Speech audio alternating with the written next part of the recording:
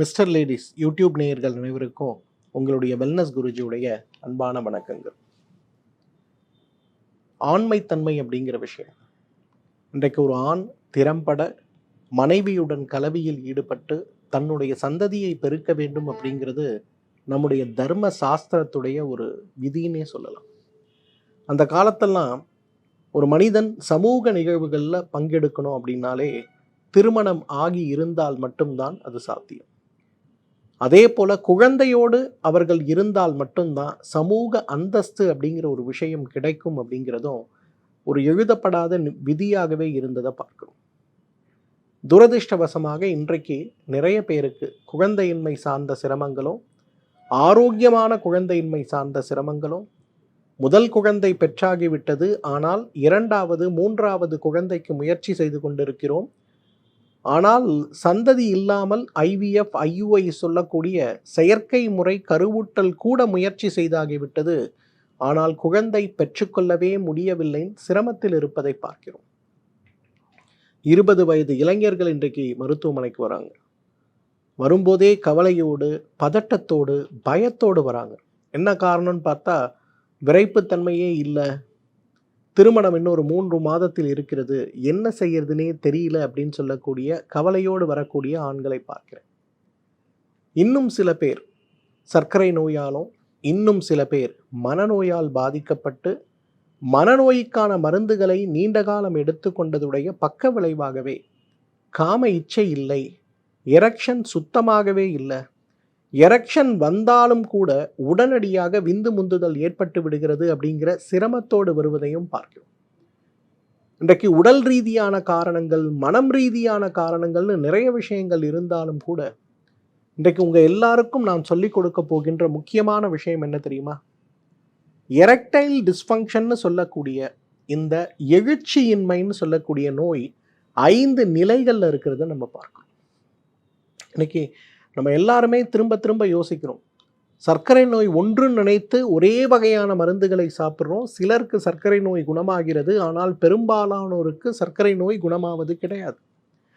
அதுபோல விரைப்புத்தன்மை குறைபாடோடு போராடி கொண்டிருப்பவர்கள் நிறைய பேர் இந்த மாத்திரை நல்லது, அந்த மாத்திரை நல்லது அப்படின்னு சாப்பிடும்போது சிலருக்கு அபிரிதமான பலன் கிடைக்கிறதையும், பலருக்கு அந்த பலனே இல்லாத சிரமத்தோடு வாழ்க்கை போராடி கொண்டிருக்கிறதையும் நம்ம பார்க்கிறோம். சென்ற வாரம் கூட நான் சேலம் சென்றபோது ஒரு பெரிய தொழிலதிபருடைய குடும்பம் அவருடைய மகனோட வந்திருந்தாங்க. 32 வயதாகிறது. அந்த பையன் திருமணமே வேண்டான்னு ஒரே கலாட்டா. கடைசியில் குடும்பத்தில் இருக்கவங்க எல்லாம் உட்கார வச்சு நெருக்கி கேட்கும்போது, எனக்கு எழுச்சியே இல்லை, எனக்கு ஆண்குறி வேலை செய்தானே இல்லை, எனக்கு ரொம்ப கவலையாக இருக்குது, நீங்கள் பாட்டுன்னு கல்யாணம் பண்ணி வச்சுருவீங்க, நான் என்ன பண்ணுறது அப்படின்னு சொல்லி ஒரே கலாட்டா, கவலை. குடும்பமே அழுது விட்டது. ஏன்னா ஒரே பையன், பெரிய தொழில், எல்லாம் அந்த குழந்தை அவருடைய வாரிசுகள் தான் பார்க்கணுன்னு பல தலைமுறைகளாக செய்து கொண்டு இருக்கக்கூடிய தொழில் என்ன செய்கிறது? இப்போ போய் ஒரு மருத்துவரை பார்க்கும்போது அந்த மருத்துவர் பரிசோதனைகள்லாம் செய்து பார்த்து, இது ஒரு ஆண்மை குறைவு சார்ந்த ஒரு எழுச்சியின்மை சார்ந்த நோயாக இருக்கிறது, இதுக்கு கொஞ்சம் இன்ஜெக்ஷன் கொடுக்கலாம், கொஞ்சம் மாத்திரைகள்லாம் கொடுக்கலான்னு என்னென்னமோ ட்ரை பண்ணி பார்த்துருக்காங்க. எதுவுமே முழுசாக சரியாகலை. அவங்களுக்கு ஒரே வருத்தத்தோடு என்னை பார்த்துருந்தாங்க. அப்போ அந்த பையன்கிட்ட நான் பேசும்போது முதல்ல நான் புரிய வச்ச விஷயம் என்னென்னா, ஆண்மை குறைவுன்னு சொல்லுகின்ற எழுச்சியின்மை, எரெக்டைல் டிஸ்ஃபங்க்ஷன், அது நிலைகளில் இருக்கிறத நம்ம பார்க்க முடியும். 5 நிலைகளாக இன்றைக்கு ஆண்மை குறைவு இருக்கிறத பார்க்க முடியும். எல்லாருக்கும் ஏற்படுற ஆண்மை குறைவுங்கிறது ஒன்று கிடையாது. இதை ஏன் நான் சொல்கிறேன்னா, நிறைய இளைஞர்களும், ஏன் திருமணம் ஆன பிறகு இருக்கக்கூடியவர்களும், இன்றைக்கு 1க்கு 3 குழந்தை பெற்ற பிறகு கூட 45-50 வயதில் இருக்கக்கூடிய நிறைய இளைஞர்கள் நான் இன்றைக்கு பார்க்குறேன். மத்திய வயதுன்னு சொல்லக்கூடிய நடுவயதில் இருக்கக்கூடியவர்களை பார்க்குறேன். வாழ்க்கையே தொலைந்து போனது போல் சிரமத்தில் போராடி கொண்டிருப்பவர்களையும் நான் பார்க்குறேன். அப்போ இந்த மாதிரி விஷயங்களை முதல்ல புரிந்து கொள்ள வேண்டும். நோய் நாடி நோய் முதல் நாடி அது தணிக்க வாய் நாடி வாய்ப்பச் செயல்ங்கிற மாதிரி முதல்ல நோய்களை புரிந்து கொள்வதற்கு தேவையான முயற்சிகளை நாம் எடுத்துக்கொண்டால்தான் நாம் அடுத்த நிலைக்கு போக முடியும், இல்லையா? ஸோ அந்த வகையில் இன்றைக்கு இந்த எரெக்டைல் டிஸ்ஃபங்க்ஷனுடைய 5 நிலைகளை நான் உங்களுக்கு சொல்லிக் கொடுக்குறேன். இதில் எந்த நிலைக்கு எந்த வகையான சிகிச்சை வேண்டும்ங்கிறதையும் நம்ம பார்ப்போம். முதல் நிலை எரெக்டைல் டிஸ்ஃபங்க்ஷன் அப்படிங்கிறது என்னன்னு பார்த்தீங்கன்னா, இது பெரும்பாலும் நாம் அனைவருமே எக்ஸ்பீரியன்ஸ் பண்ணக்கூடிய ஒரு நிலையாக இருக்கிறத பார்க்கலாம். ஃபிசியாலஜிக்கல் எரெக்டைல் டிஸ்ஃபங்க்ஷன் இதை சொல்லுவோம். எல்லாருக்குமே இருக்கும். இது இல்லாத ஒரு ஆணே இருக்க முடியாது. அதாவது ஒரு துணையோடு ஒரு ஆண் சேர முயற்சி செய்யும்போது முதல்லலாம் ஒரு எழுச்சி இருந்துகிட்டே இருக்கும். எப்பொழுதெல்லாம் சேர முடியுங்கிற ஒரு ஆவல் இருந்துகிட்டே இருக்கும். ஆசை 60 நாள், மோகம் 30 நாள் சொல்லுவோம் இல்லையா, அந்த மாதிரி இருந்துக்கிட்டே இருக்கும். அதன் பிறகு பார்க்கும்போது அதில் இருக்கக்கூடிய அந்த ஒரு ஆசையும் மோகமும் தீரக்கூடிய ஒரு நிலை வரும்போது, ஒரு வாரத்திற்கு ஒரு முறை, ஒரு வாரத்திற்கு 2 முறை மட்டும்தான் துணையோடு சேர வேண்டும் அப்படிங்கிற ஒரு இச்சை ஏற்படுவதை பார்க்க முடியும். மற்ற நாட்களில் சேர முயற்சி செய்தாலும் கூட நாம் இச்சையோடு இருக்கக்கூடிய நாட்களில் இருப்பது போல் எழுச்சி இல்லாத ஒரு சூழல் இருக்கிறத பார்க்க முடியும். இதுக்கு பேர் ஃபிசியாலஜிக்கல் எரெக்டைல் டிஸ்ஃபங்க்ஷன் பேர். உடல், மனம், ஆத்மா இது மூன்றும் ஒன்றாக சேரும்போது மட்டும்தான் ஒரு கணவனும் மனைவியும், ஒரு ஆணும் பெண்ணும் முறையான இன்பத்தை துயில முடியும். ஆனால் முதல்ல இருக்கக்கூடிய அந்த எரெக்ஷன் சார்ந்த விஷயங்கள் நாள் ஆக ஆக குறையக்கூடியது. அதாவது ஒரு வாரத்திற்கு 1 முறை 2 முறை திறம்பட கலவியில் ஈடுபட முடியும். ஆனால் அதை தவிர மற்ற நாட்களில் out of practice or out of கம்பல்ஷன்னு சொல்லும்போது அந்த இடத்துல சரியான விரைப்புத்தன்மை இல்லாமல் இருக்கிறது இல்லையா, இதுதான் முதல் நிலை விரைப்புத்தன்மை குறைபாடுன்னு சொல்லுவோம். இது ஃபிசியோலாஜிக்கல் எரெக்டைல் டிஸ்ஃபங்க்ஷன் சொல்லுவோம். இதில் எந்த நோயுமே இருக்காது. ஒரு நாள் ரிலாக்ஸ் பண்ணிவிட்டு அடுத்த நாள் முயற்சி செஞ்சாலே பர்ஃபார்மன்ஸ் பெட்டராக இருக்கிறத பார்க்க முடியும். இதுக்கு பேர் ஃபிசியோலாஜிக்கல் எரெக்டைல் டிஸ்ஃபங்க்ஷன். ரெண்டாவது வருது, ஒரு நாளைக்கு 2 முறை 3 முறையில் கலவியில் ஈடுபட்டு கொண்டிருந்தவர்கள் திடீரென்று ஒரு நாளைக்கு 1 முறைக்கு மேலே கலவியில் ஈடுபட முடியாத அளவுக்கு திடீரென்று விரைப்புத்தன்மை குறைந்து போவதை பார்க்க முடியும். இதுக்கு பேர் செகண்டரி எரெக்டைல் டிஸ்ஃபங்க்ஷன் சொல்லுவோம். அதாவது 1 முறை திறம்பட கலவியில் ஈடுபட முடியும், ஆனால் செகண்ட் டைம் வரும்போது எரெக்ஷன் வராது. என்ன முயற்சி செய்தாலும் வராது. இப்போ மனசில் ஒரு பயம் வந்துடும். ஐயோ, நேற்று கூட நான் 2 முறை பண்ணனே, இன்றைக்கி என்னால் 1 முறைக்கு மேலே பண்ண முடியலையே, ஐயோ ஏதோ பெருசாக வியாதி வந்துருச்சா.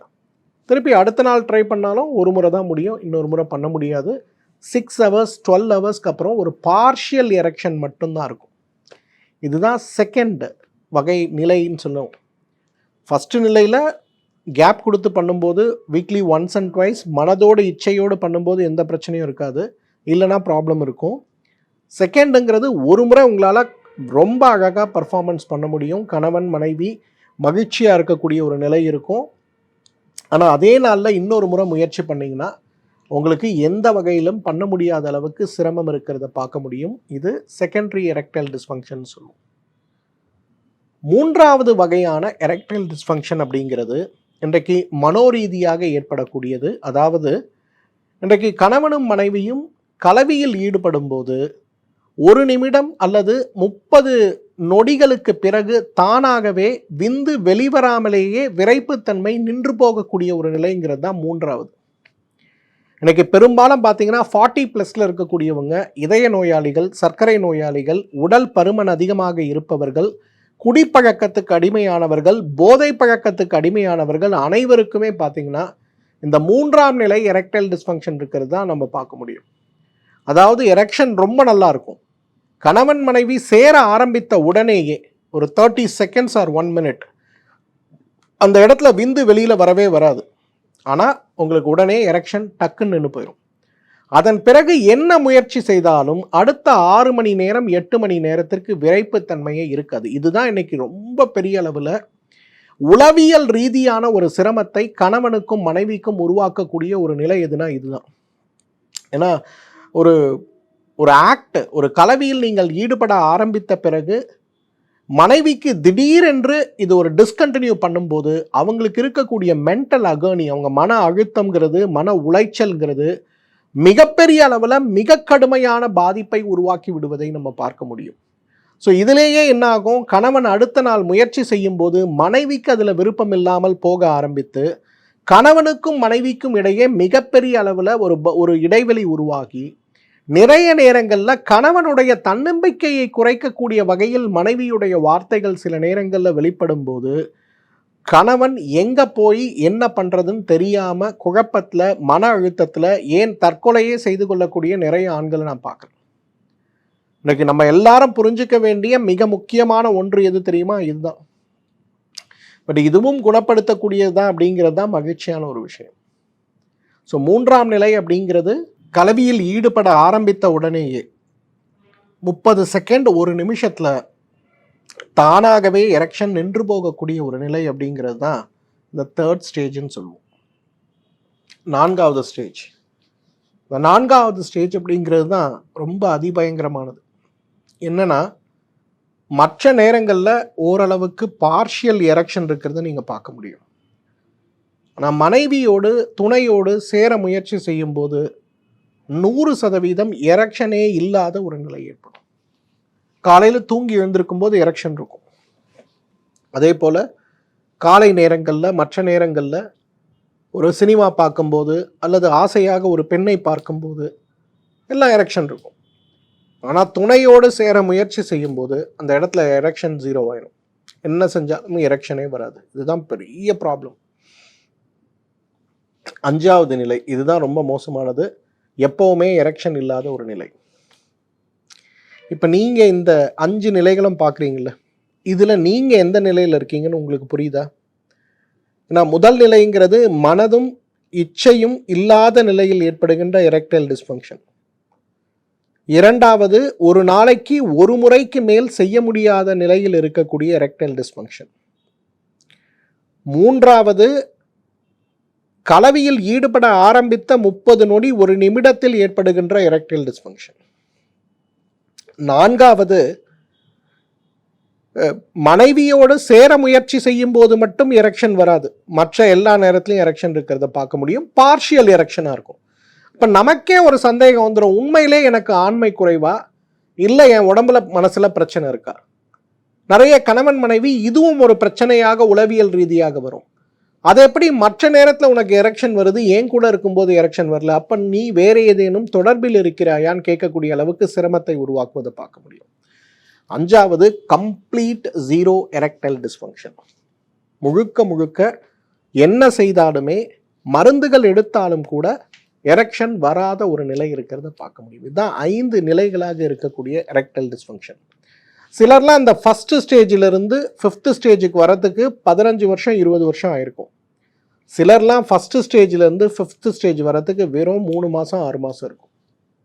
சரி, ஏன் முதல்ல இந்த விரைப்புத்தன்மை குறைபாடுகள் ஏற்படுகிறது? இந்த விரைப்புத்தன்மை குறைபாடுகள் ஏற்படுவதற்கு 5 முக்கியமான காரணங்கள். முதலாவது காரணம் ஊட்டச்சத்து குறைபாடுங்க. இன்னைக்கெல்லாம் நம்ம சாப்பிட்ற உணவுகள் உண்மையிலே சத்துள்ள உணவுகளாக இருக்கிறதாங்கிறதே கேள்விக்குறிதான். இன்னைக்கு நம்மில் நிறைய பேர் காலை உணவு, மதிய உணவு, இரவு உணவுன்னு சாப்பிட்டாலும் கிடைப்பதை மட்டும்தான் சாப்பிடுகிற ஒரு வழக்கத்தை வைத்திருக்கிறோமே தவிர சாப்பிடுகின்ற உணவு உண்மையிலே சத்தானதா அப்படிங்கிற ஒரு புரிதல் நம்மிடம் கிடையாதுங்க. இன்னைக்கு ஆடு இறைச்சி நல்லது, கோழி நல்லது, மீன் நல்லது, உடலுக்கு இத்தனை பலத்தை கொடுக்கக்கூடியதுன்னு பார்த்து சாப்பிட்டாலும் கூட அது நம்முடைய உடலில் எவ்வாறு சத்தாக சேருகிறது அப்படிங்கிற ஒரு புரிதல் நம்மிடம் கிடையாது.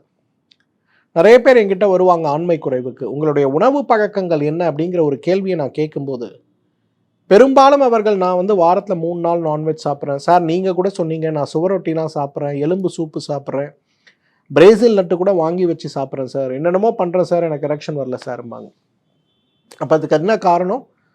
நம்முடைய ஜீரண மண்டலம் நன்றாக இருக்கிறதா, நான் சாப்பிடுகின்ற உணவும் மருந்தும் எனக்குள்ள செரிமானம் ஆகிறதா இல்லையாங்கிற ஒரு புரிதலற்ற நிலை நாம் வைத்திருக்கிறதுனால நமக்கு ஏற்படுகின்ற பாதிப்புகளில் மிகப்பெரிய பாதிப்பாக ஊட்டச்சத்து குறைபாடுங்கிறது தான் பெரும்பாலும் இன்றைக்கு இந்த எழுச்சியின்மைன்னு சொல்லக்கூடிய எரெக்டைல் டிஸ்ஃபங்க்ஷனுக்கு அடிப்படையாக இருக்கிறத பார்க்கும். நான் பார்க்கக்கூடிய 100 பேரில் கிட்டத்தட்ட 75 பேருக்கு உணவு மாற்றங்கள் கூட வெறும் வாஜிகேர் ஸ்ட்ராங் கொடுத்தாலே போதும், அவங்களோட எரெக்ஷன் ரொம்ப பெரிய அளவில் மாறுபாடு அடைந்து விடுவதை பார்க்கிறோம். ஸோ உணவு ஊட்டச்சத்து குறைபாடு தான் முதல் காரணம் நமக்கு எரெக்டைல் டிஸ்ஃபங்க்ஷன் ஏற்படுவதற்கு.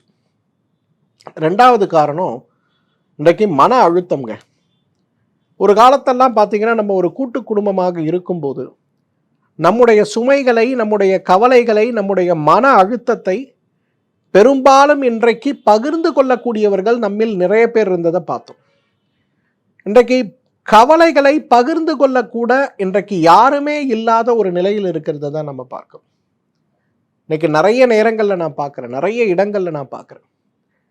ஒரு வேலையில் இருக்கக்கூடிய அழுத்தம், தொழிலில் இருக்கக்கூடிய அழுத்தம், இன்றைக்கு கோவிட் பெருந்தொற்று ஏற்பட்ட பிறகு தொழில் முடக்கத்தாலும் உயிர் இழப்புகளாலும் நம்முடைய உறவுகள் இழந்த பிறகு 3 வருடம் 5 வருடம் இன்றைக்கு சிரமத்தில் ஆளாகி அந்த மன அழுத்தத்தினாலேயே நிறைய இளைஞர்கள் இன்றைக்கு எரெக்டைல் டிஸ்ஃபங்க்ஷனில் பாதிக்கப்பட்டு இருக்கிறத பார்க்குறோம். கரெக்டாக கோவிட் டைமில் அந்த 2 வருஷம் டைமில் படிப்பு முடிச்சுட்டு அடுத்த 2 வருஷம் வேலைக்கு போக முடியாமல், அதன் பிறகு வேலைக்கு போகும்போது படிப்பு, அறிவு, அனுபவம் இல்லாமல் சிரமப்பட்டு, அப்பப்பா வார்த்தைகளை சொல்லவே முடியாது, அவ்வளவு பேரை பார்க்குறேன் இன்றைக்கி எரெக்டைல் டிஸ்ஃபங்க்ஷனில் வராங்க.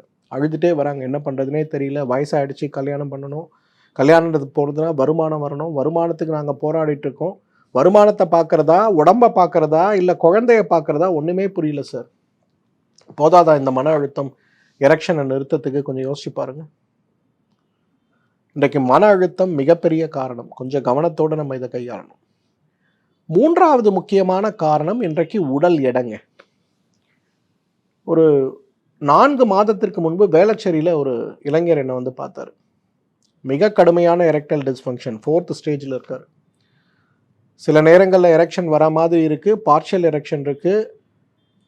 6 மாதத்தில் கல்யாணம் பண்ணி ஆகணும், என்னென்னமோ செஞ்சு பார்க்குறாரு. டாக்டர் போகிறாரு, ஃபினைல் டாப்ளர் எடுத்துட்டாரு, ஹார்மோன் ப்ரொஃபைல் எடுத்துட்டாரு, என்னென்னமோ பண்ணிட்டாரு, எஃபெக்டிவாக இல்லை. அப்போ என்ன பண்ணுறதுன்னு வந்தார். சார் வீட்லேயும் சொல்ல முடியல, நீங்கள் ஏதாவது எனக்கு அட்வைஸ் பண்ணுங்கள். இப்போ நான் தம்பிக்கிட்ட சொன்னேன், எரெக்ஷனுக்கு மருந்து கொடுக்கறதுக்கு முன்னாடி உங்களுக்கு டீடாக்ஸ்க்கு நான் மருந்து கொடுக்குறேன். 6 நாள் அதை எடுத்து பேதிக் மருந்து எடுத்து முதல்ல உடம்பை கிளென்ஸ் பண்ணுங்கள், உடம்புல இருக்க கழிவுகளை குறைங்க. உடம்பை கொஞ்சம் குறைச்ச பிறகு நீங்கள் எரெக்ஷனில் ப்ராப்ளம் இருக்குன்னா நான் எரெக்ஷனுக்கு மருந்து கொடுக்குறேன், இல்லைனா வேண்டாம்ப்பா அப்படின்னு. ஓகே சார் அப்படின்னு நாடி பார்த்து அவர் உடம்பு பித்த உடம்பு, பித்தத்தை குறைக்கக்கூடிய பித்த சமணி கிருதம்னு சொல்லக்கூடிய நெய்யை வச்சு அவருக்கு எரெக்ஷனுக்கு உள்ள அந்த டீடாக்ஸுக்கு உள்ளது கொடுத்துட்டேன். ஒரு 7 நாள் முடிச்சுட்டு டீடாக்ஸ் முடிச்சுட்டு கோடம்பாக்கத்தில் மீண்டும் என்னை காலை நேரத்தை நாடி பார்க்கறதுக்காக வந்திருந்தார். பார்த்தா எல்லாம் நல்லா இருந்தது. இப்போ எப்படி இருக்குது எரெக்ஷன் அப்படின்னோடனே, சார் 8 கிலோ எடை குறைஞ்சிருக்கேன் சார் 1 வீக்கில். இந்த 8 கிலோ எடை குறைஞ்ச பிறகு எனக்கு மார்னிங் எரெக்ஷன் அவ்வளோ சூப்பராக இருக்குது சார். சத்தியமாக எனக்கு தெரியாது சார் உடம்பு எடை வந்து இவ்வளோ பெரிய பாதிப்பை உருவாக்கும்னு. இன்றைக்கு உடல் பருமனோடு இருக்கக்கூடிய இளைஞர்கள், இந்த நிகழ்ச்சியை நீங்கள் யார் பார்த்துட்டு இருந்தாலும் நல்லா புரிஞ்சுங்க. இன்றைக்கு உங்களுடைய உடல் பருமனே உங்களுடைய செக்ஷுவல் பெர்ஃபார்மன்ஸை குறைக்கக்கூடியது அப்படிங்கிறத நீங்கள் புரிஞ்சுக்கணும். ஒரு 60 கிலோ இருக்கக்கூடிய நபர் ஒரு 70 இருக்கலாம். ஆனால் 80ஓ 90ஓ இருக்கும்போது உங்களுடைய பெர்ஃபார்மன்ஸ் குறையும்.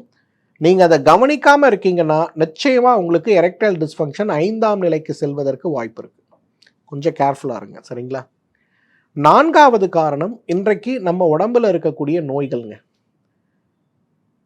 கோடம்பாக்கம் மருத்துவமனைக்கு ஒரு 3 மாதத்திற்கு முன்பு ஒரு நபர் வராரு. எரெக்டைல் ப்ராப்ளம், சின்ன பையன், 31 வயசு. எல்லாம் நான் ஃபிட்டாக இருக்கேன், எக்ஸசைஸ் போகிறேன், ஜிம் பண்ணுறேன் அப்படின்னாரு. நான் கேட்டேன், தம்பி உங்கள் சுகர் செக் பண்ணியிருக்கீங்களான்னு கேட்கும்போது, சார் எனக்கெலாம் சுகர் கிடையாது சார் அப்படின்னாரு. இல்லைப்பா ஒரு முறை செக் பண்ணணும்னு சொல்லி இந்த சர்க்கரை நோய்க்கும் விரைப்புத்தன்மை குறைபாடுக்கும் இருக்கக்கூடிய தொடர்பு என்னங்கிறத அவருக்கு கிளாஸ் எடுத்து டெஸ்ட் எழுதி கொடுத்தேன். வரும்போது பார்த்தா அவரோட ஃபாஸ்டிங் சுகர் 310, போஸ்ட் பிராண்டியல் 434. அதிர்ச்சியோடு வரார் அவர். எனக்கு இவ்வளோ சுகர் இருக்குன்னு எனக்கு நான் எதிர்பார்க்கல சார். நான் ஜிம் போகிறேன் சார், எக்ஸசைஸ் பண்ணுறேன் சார், நான் வந்து குடிப்பழக்கம் கிடையாது சார், கெட்ட பழக்கம் கிடையாது சார், எங்கள் அப்பாவுக்கு சுகர் கிடையாது, எங்கள் அம்மாவுக்கு சுகர் கிடையாது, எனக்கு எப்படி சார் வந்ததுன்னு ரொம்ப கவலையோடு வந்தார். அப்போ அவருக்கு புரிய வச்சேன், எரெக்ஷன் வரத்துக்கு என்ன தேவை? இரத்த ஓட்டம் தேவை. இரத்த ஓட்டம் எங்கிருந்து கிடைக்கும்? இதயத்திலிருந்து வரணும். இதயத்திலிருந்து வரக்கூடிய இரத்த ஓட்ட அழுத்தத்தை இரத்த குழாய்கள் சீராக கொண்டு வந்து ஆண்குறிக்கு சேர்த்தா மட்டும்தான் எரெக்ஷன் வரும். அப்போ அதீத சர்க்கரை நோயோடு நீங்கள் எவ்வளவு காலம் இருக்கிறீர்கள்னு தெரியாமையே நீங்கள் இருக்கிறதுனால நம்ம கணக்கீடுபடி பார்த்தா அட்லீஸ்ட் ஒரு 2 வருஷமாவது இருக்கும்போது, அப்போ நான் கேட்டேன் 2 வருஷமாக உங்களுக்கு எரெக்ஷன் ப்ராப்ளம் இருக்கான்னா, ஆமாம் சார் 2 வருஷமாக இருக்குது. அப்போ அதான் காரணம்.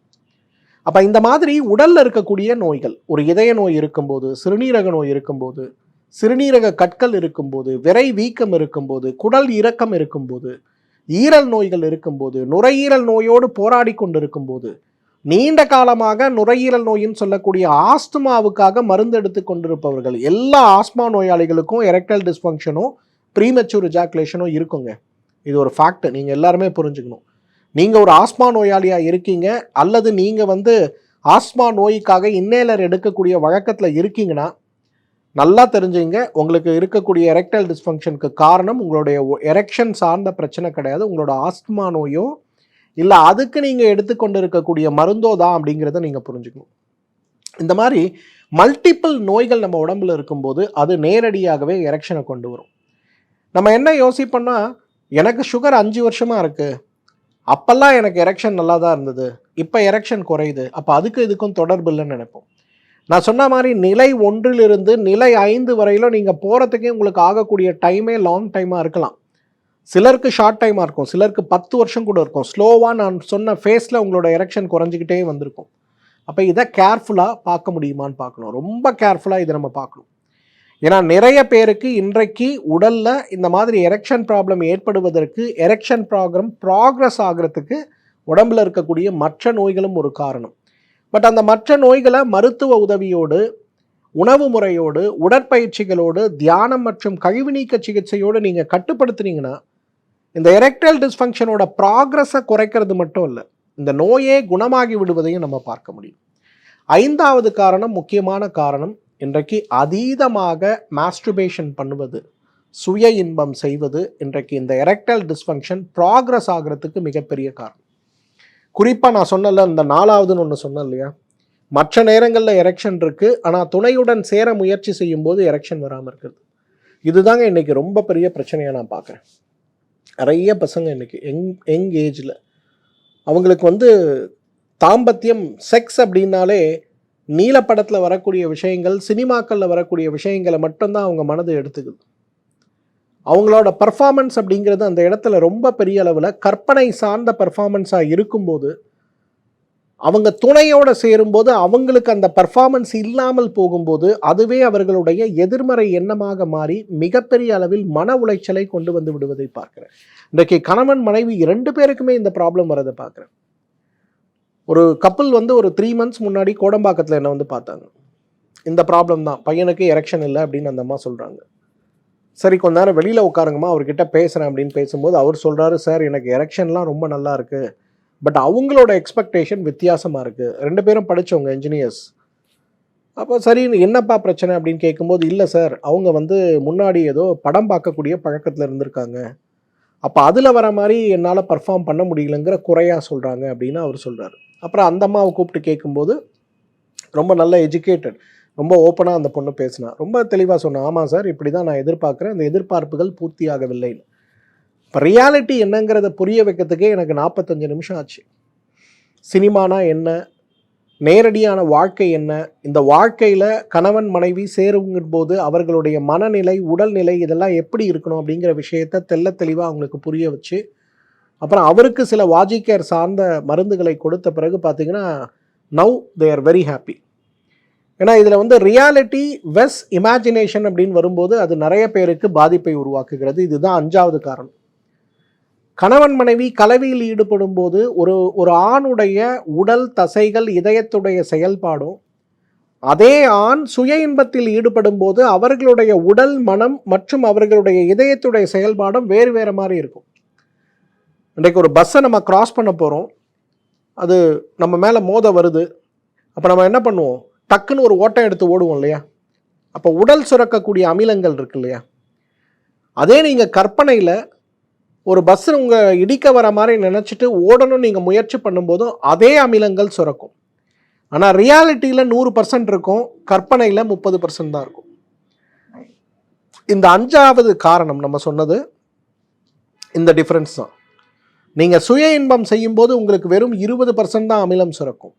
ஆனால் நேரடியான தாம்பத்தியத்தில் ஈடுபடும் போது உங்களுக்கு 100 மடங்கு 100% அந்த அமிலம் சுரக்கும். அப்போ நீங்கள் அதீத காலமாக 20% மட்டும் சுரக்கக்கூடிய சுய இன்பத்தில் இருந்து அதன் பிறகு இவங்க நேரடியாக துணையோடு சேர முயற்சி செய்யும்போது இந்த 20% அமிலத்தை தான் உடம்பால் சுரக்க முடியுமே தவிர 100% அமிலத்தை சுரக்கவே முடியாது. அப்போ இதை சரி பண்ணுறதுக்கு இந்த 20% 100% செல்வதற்கான இடைவெளியை நம்ம சரி செய்வது தான் முறையான ஒரு சிகிச்சையாக இருக்கும். அந்த டெம்பரவரியாக ஒரு மாத்திரையை போட்டு உடனே என்னோடய பர்ஃபார்மன்ஸை இன்க்ரீஸ் பண்ணுறேன்னு சொல்கிறது ஒரு ஷார்ட்கட்டாக இருக்கும். பட் நீண்ட காலம் பலனளிக்க முடியாத ஒரு ஷார்ட்கட்டாக இருக்கும். இப்போ எந்த நிலையில் இருக்கும்னு நீங்கள் பார்த்தீங்க, உங்களோட நிலை என்னங்கிறது உங்களுக்கு தெரியும். அதே நேரத்தில் என்ன காரணங்கள், இதையும் உங்களோட வாழ்க்கையோடு நீங்கள் தாராளமாக ரிலேட் பண்ணி பார்க்கலாம். இப்போ இதற்கான தீர்வுகள் என்ன? 10 தீர்வுகள் சொல்கிறேன், 1 2 இல்லை, 10 தீர்வுகள். Very simple. முதலாவது தீர்வு என்னன்னு கேட்டிங்கன்னா, எண்ணெய் தேய்த்து குளிப்பதுங்க. இன்னைக்கு யாரெல்லாம் ஆண்கள் விரைப்புத்தன்மை குறைபாடோடு போராடி கொண்டிருக்கிறீர்களோ, மனம் வெதும்பி கவலையில் இருக்கிறீர்களோ, நீங்கள் எல்லாம் எனக்கு ஒரே ஒரு விஷயம் பண்ணுங்க. ஒரு மாதத்துக்கு வாரத்தில் 2 நாள், ஆண்களாக இருக்கிறதுனால புதன்கிழமை சனிக்கிழமை 2 நாள், ஒரு 100 மில்லி விளக்கெண்ணெய் எடுங்க, சூடு பண்ணுங்க. கழுத்துலேருந்து கால் வரையிலும், குறிப்பாக ஆண்குறி மேலே, அந்த பியூபிக் ஏரியான்னு நம்ம சொல்லக்கூடிய ஆண்குறியை சுற்றி இருக்கக்கூடிய பகுதிகளில், விதைப்பை மேலே, எல்லா இடத்துலையும் நல்லா தடவி ஒரு 3/4 மணி நேரம் குளித்து இளம் சூடான வெந்நீரில் குளிங்க. அன்னைக்கு ஒரு நாளைக்கு வெளியில் அதிகமான அலைச்சல் இல்லாமல், அன்னைக்கு ஒரு நாளைக்கு அதீத காரம் இல்லாத அசைவ உணவுகளை எடுத்துக்கொள்ள முடியுமான்னு பாருங்கள். ஃபஸ்ட்டு நீங்கள் பண்ண வேண்டியது எண்ணெய் குளியல் தான். கரெக்டாக வாரத்தில் 2 நாள்னு 10 நாள் பண்ணுங்களேன், 5 வாரம் பண்ணுங்களேன். உங்களோட பர்ஃபார்மன்ஸ் எந்த சிரமமும் இல்லாமல் மேலோங்கி போயிருக்கிறத நம்ம பார்க்க முடியும்.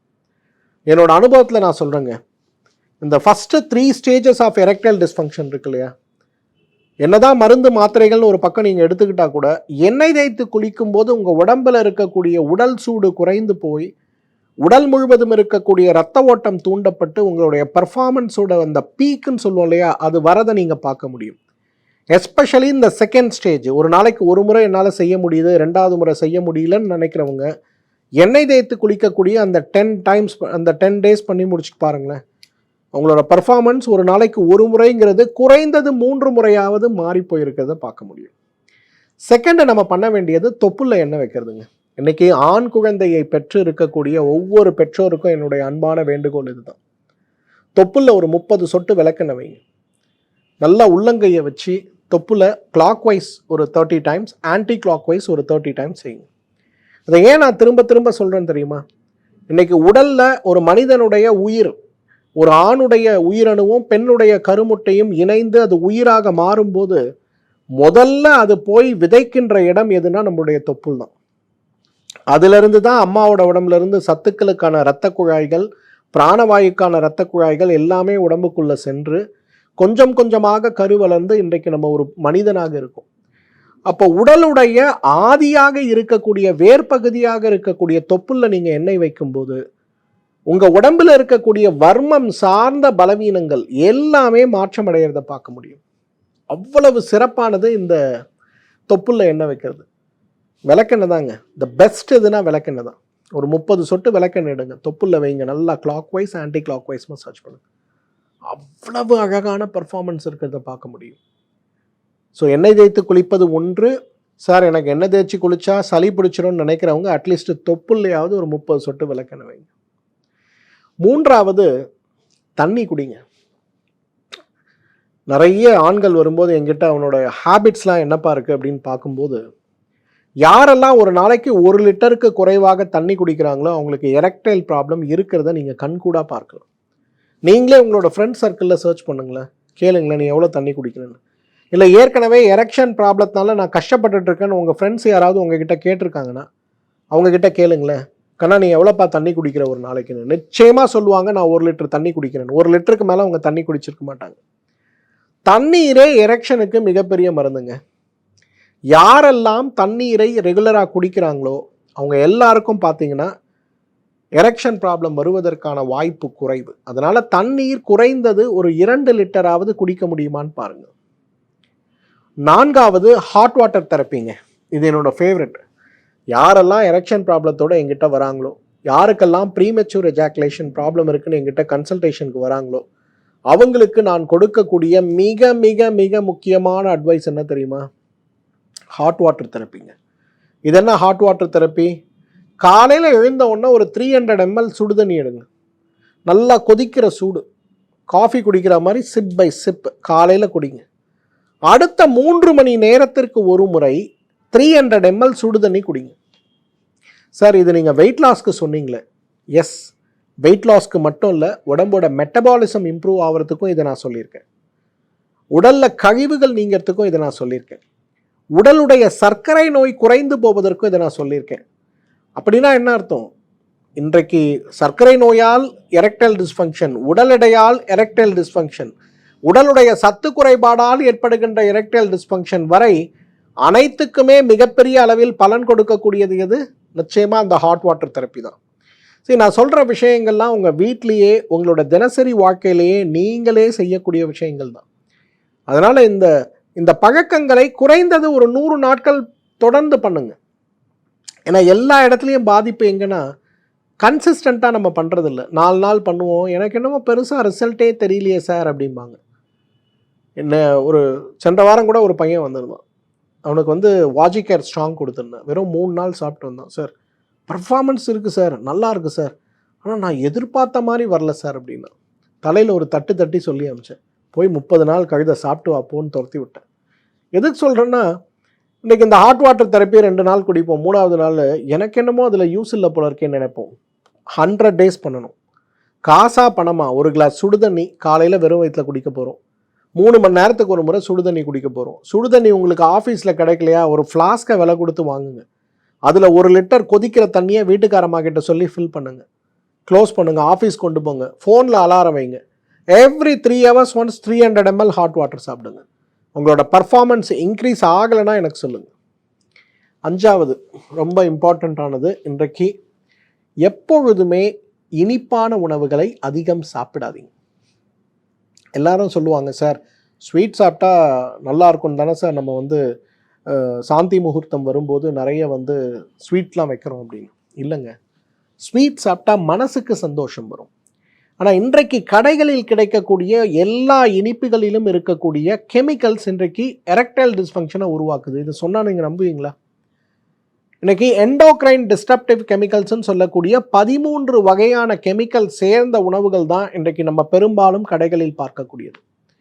நீங்கள் மிக மிக உயர்ந்த எந்த இனிப்பு கடைகளுக்கு போனாலும் அந்த இனிப்புகள் மேலே நீங்கள் பார்க்கக்கூடிய கலர் வந்து நேச்சுரல் கலர் கிடையாது, இல்லையா?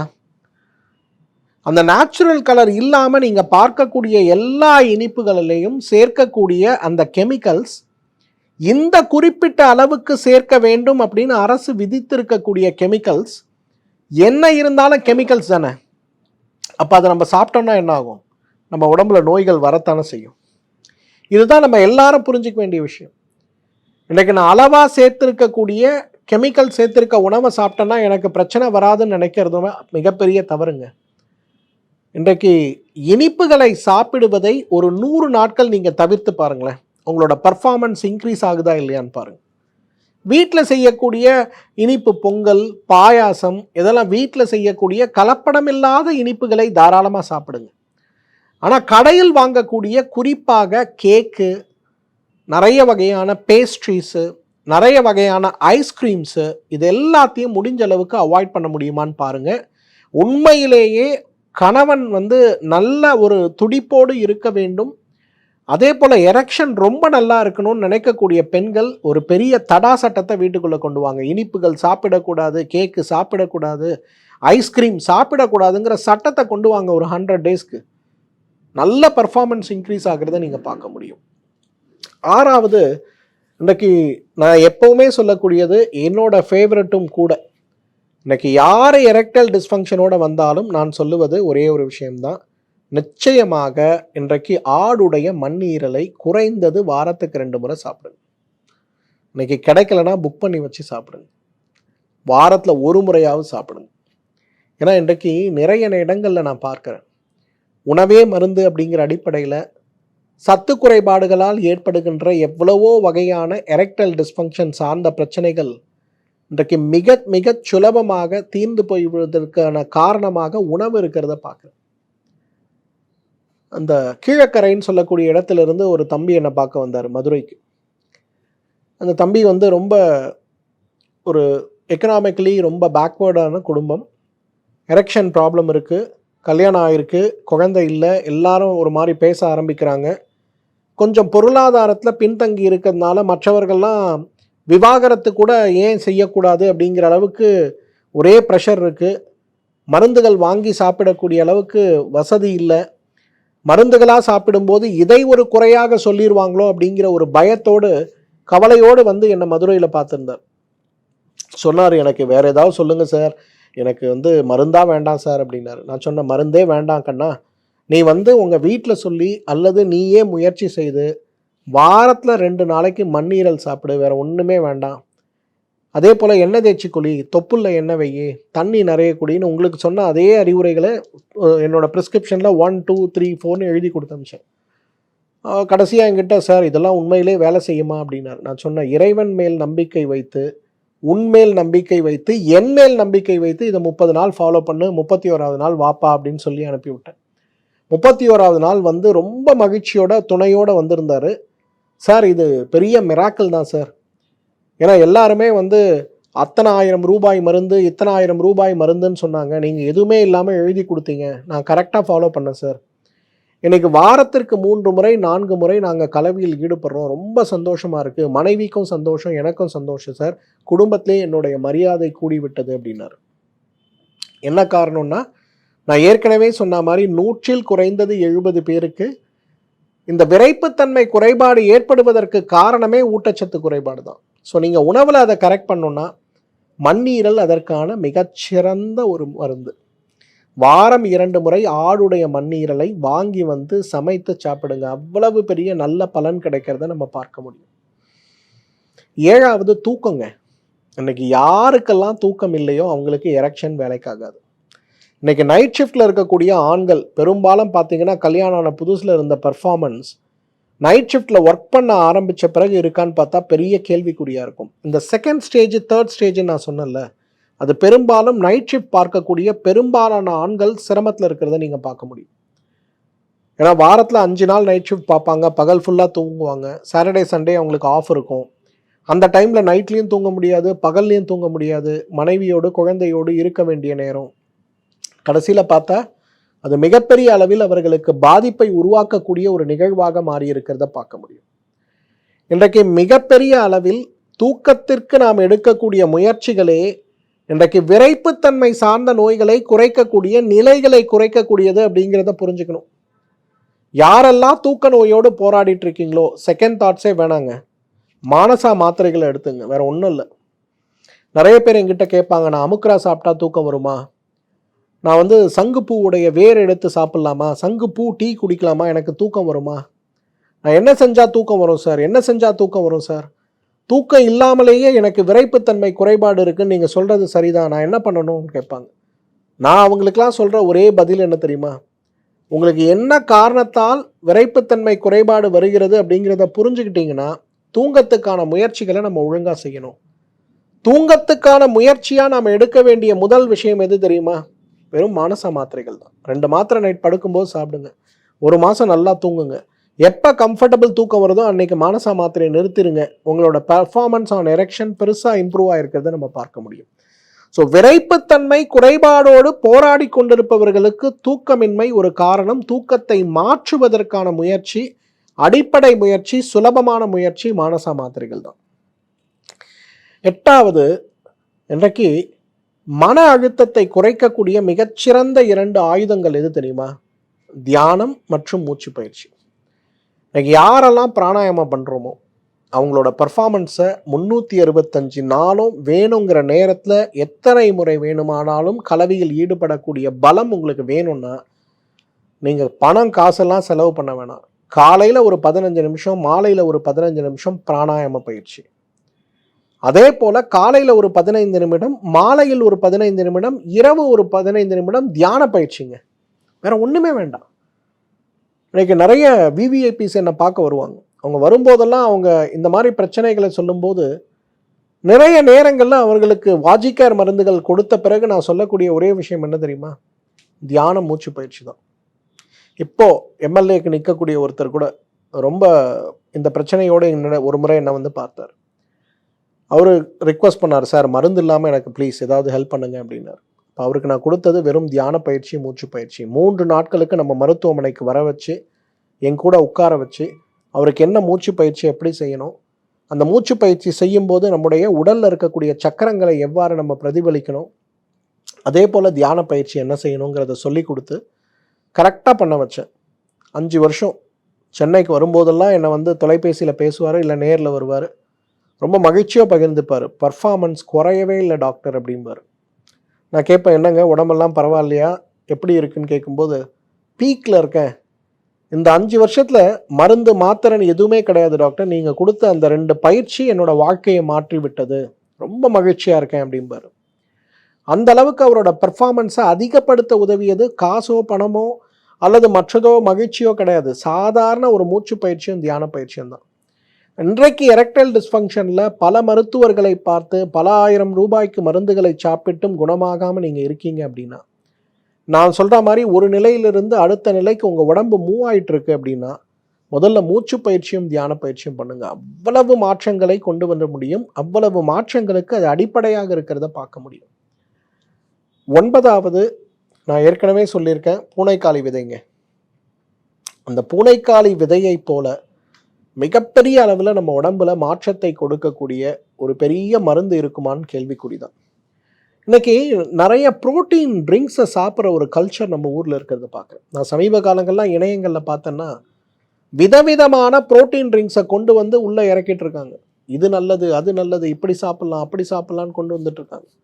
நாமளும் போய் பணம் கொடுத்து அந்த ப்ரோட்டீன் ட்ரிங்க்ஸ் எல்லாம் வாங்கி சாப்பிட்றோம். அதில் பலன் இருக்கா இல்லையாங்கிறது நமக்கு தெரியல. இன்னும் நிறைய பேருக்கு பக்க விளைவை உருவாக்கக்கூடியதாக அது இருக்கிறத பார்க்குறோம்.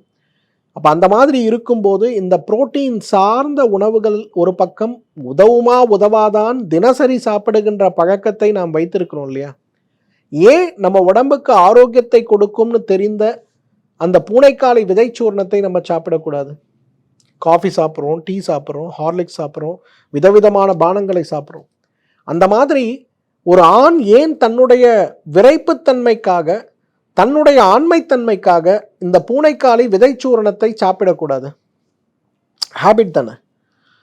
இந்த பூனைக்காளி விதைச்சூர்ணங்கிறது நான் பொதுவாக கடைகளில் கிடைக்கிறதெல்லாம் அப்படியே அரைத்து சலித்து எடுக்கக்கூடியது. அதை நம்ம சாப்பிடக்கூடாது. நான் ஏற்கனவே சொல்லியிருக்கேன், ஒரு 1 கிலோ பூனைக்காளி விதை வெள்ளை கருப்பு எதாக இருந்தாலும் வாங்கிட்டு வாங்க. ஒரு இட்லி பாத்திரம் எடுங்க, அதுக்குள்ளே அந்த விதைகளை போடுங்க, சூடு பண்ணுங்க, வேக வைங்க, தோலை உரித்து எடுத்துருங்க. தோல் உரித்த பிறகு அதை நல்லா காய வைங்க வெயிலில். அடுத்த நாள் இரவு இதே போல் இட்லி பாத்திரத்தில் வைங்க. 21 நாட்கள் இதை தொடர்ந்து திரும்ப திரும்ப செய்யுங்க. 22வது நாள் நல்லா அதை அரைத்து பொடியாக்கி சலித்து எடுக்கக்கூடிய வீரியமாக்கப்பட்ட அந்த பூனைக்காளி விதைச்சூர்ணம் இருக்குல்ல, அதை 5 கிராம் அளவுக்கு எடுத்து வெந்நீர் அல்லது பாலில் கலந்து சாப்பிடுங்க.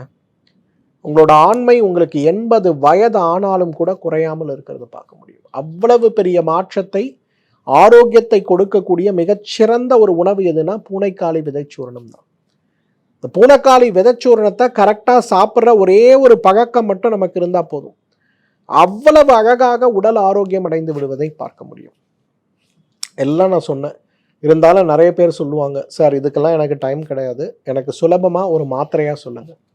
வாஜிகேர் ஸ்ட்ராங் மாத்திரைகள் இன்றைக்கு பலருடைய வாழ்க்கையில், ஏன் ஆயிரக்கணக்கான அல்ல லட்சக்கணக்கானவருடைய வாழ்க்கையில் அவர்களுடைய வாழ்க்கையை, ஆரோக்கியத்தை மிகப்பெரிய அளவில் மீட்டு கொடுத்த, மிகப்பெரிய அளவில் அவர்கள் ஆரோக்கியத்தை, அவர்களுடைய ஆண்மைத்தன்மையை மீட்டு கொடுத்து ஆரோக்கியமான மகிழ்ச்சியான வாழ்க்கையில் அவங்கள இருக்க வைத்த ஒரு மருந்து எதுனா வாஜிகேர் ஸ்ட்ராங் மாத்திரைகள் தான்.